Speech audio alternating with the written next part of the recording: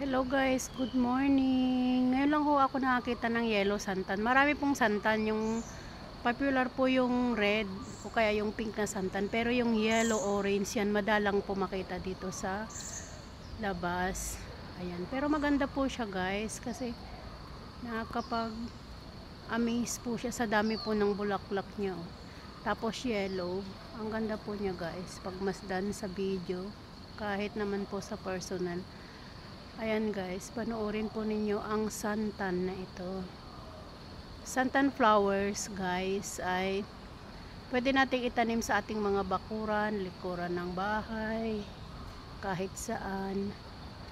At ito po dapat guys ay naiinitan at laging nababasa kasi ang santan po ay madalas maganda po yan pagka namumulaklak na po yan. Tapos sa bakuran po natin yan. Ang ganda po niyan guys. Ayan o.